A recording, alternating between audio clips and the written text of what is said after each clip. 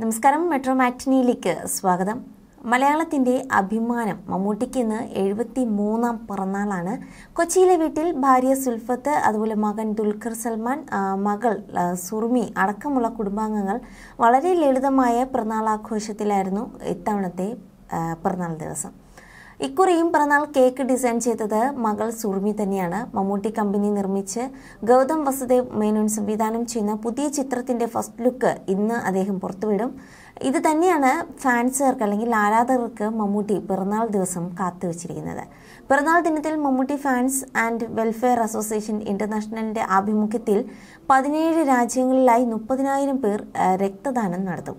കഴിഞ്ഞ വർഷം 1,00,000 പേർ രക്തദാനം ചെയ്തിരുന്നു.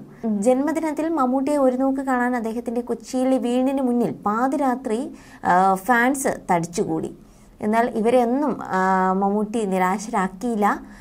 വീടിന് മുന്നിൽ മമ്മൂട്ടി അപ്പോൾ തന്നെ ഫാൻസുകാർക്ക് ആ ഒരു ഒറ്റ കോൾ, അതിൽ മമ്മൂട്ടിയുടെ പിറന്നാൾ കേക്ക് കട്ട് ചെയ്യുന്ന ആഘോഷങ്ങളെല്ലാം ഫാൻസുകാരോടൊപ്പം ലൈവായിട്ട് മമ്മൂട്ടി ആഘോഷിക്കുകയായിരുന്നു. എന്തായാലും ആരാധകർക്ക് ഏറെ ഇഷ്ടപ്പെട്ട ഒരു ദിവസമായി മമ്മൂക്ക അത് മാറ്റുകയായിരുന്നു. കാരണം തന്നെ കാണാൻ, ഒരു നോക്ക് കാണാൻ വേണ്ടി പാതിരാത്രി ഇത്രയും ദൂരം കടന്നു വന്ന ആരാധകരെ നിരാശരാക്കാൻ മമ്മൂട്ടി തയ്യാറായില്ല. അതുകൊണ്ട് തന്നെയാണ് ആ ഒരു ഫോൺ കോളും പിന്നാലെ കേക്ക് കട്ടിങ്ങും ഒക്കെ ലൈവായിട്ട് മമ്മൂട്ടി തൻ്റെ ആരാധകർക്കൊപ്പം അല്ലെങ്കിൽ വീട്ടുകാർക്കൊപ്പം ആരാധകരെയും കൂട്ടി ആഘോഷിച്ചതും അതൊക്കെ തന്നെയായിരുന്നു.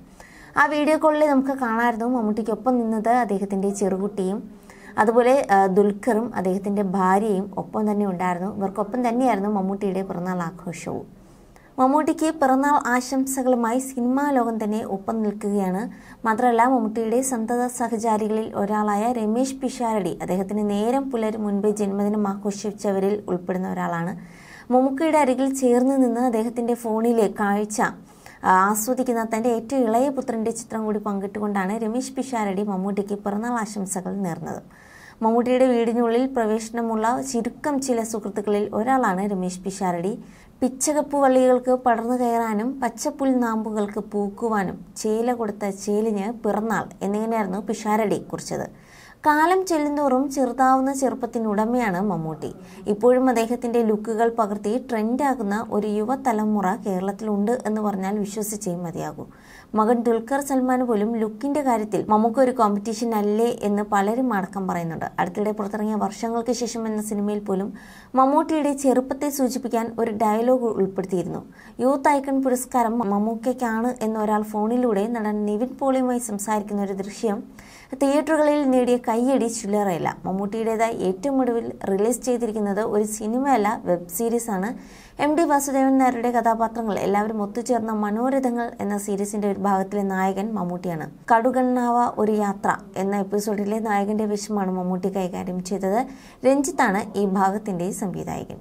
You're watching me on metromatney.com. metromatney.com. Subscribe for more videos. Subscribe for more videos. Subscribe here for more videos. Subscribe now. Thank you.